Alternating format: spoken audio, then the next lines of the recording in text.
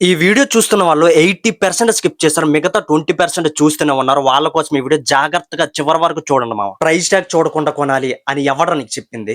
ఈ లంగా మాటలో ఆ డబ్బు నువ్వు చచ్చాక నీ శవం మీద చెల్లి అక్షంతలో కూడా పనికిరాదు. నిజమైన సక్సెస్ ఏంటో నీకు తెలియాలంటే ఒకసారి కళ్ళు మూసుకో, ఊహించుకో. ఒక యాక్సిడెంట్, ఒళ్ళంతా గాయాలు, నువ్వు హాస్పిటల్ బెడ్ మీద చచ్చిన శవంలో పడి ఉన్నావు. నీ ఒంటికి ఉన్న పైపుల కన్నా బయట నీ కోసం ఎదురు చూస్తాను నీ వాళ్ళ గుండెల్లో గుచ్చుకుంటున్న భయమే ఎక్కువరా.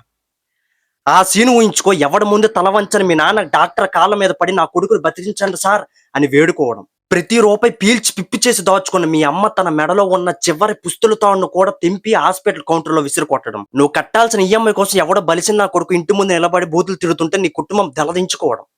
ఆ పరిస్థితి, ఆ నరకం ఊహించుకుంటేనే నీ రక్తం మరిగిపోవాలరా. నువ్వు పీలుస్తున్న గాలి కూడా నిన్ను బూతులు తిట్టాలి. చి, ఏం బ్రతుకురా నాది అని నీకు నువ్వే ఉమ్మేసుకోవాలి. ఇప్పుడు చెప్తా విను సక్సెస్ అంటే ఏంటో.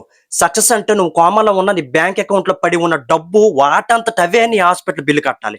నువ్వు నెల రోజులు మంచంలో ఉన్నా ఈ నెల ఇంటికి కిరాయి ఎలా అనే టెన్షన్ నీ ఇంట్లో ఎవ్వడికి రాకూడదు. నువ్వు సడన్ గా పోయినా మా వాడు మమ్మల్ని అనాథలను చెయ్యలేదురా, మేము బ్రతకడానికి ఒక సామ్రాజ్యాన్ని ఇచ్చిపోయాడు అని మీ నాన్న కాళ్ళ రగరేసి చెప్పుకోవాలి. నువ్వు సంపాదించాల్సింది డబ్బు కాదురా, భరోసా. నువ్వు కట్టాల్సింది బిల్డింగులు కాదురా, ధైర్యం.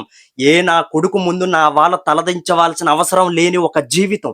అదిరా సక్సెస్, అదిరా మగాడి సక్సెస్. ఈ దమ్ము లేని ప్రతి నా కొడుకు బ్రతికి ఉన్న ఒక శవంతో సమానం. నేను చెప్పిన దానిలో నీకు ఏ పాయింట్ కదిలించినా ఫాలో చేసుకో. ఏమంటావు?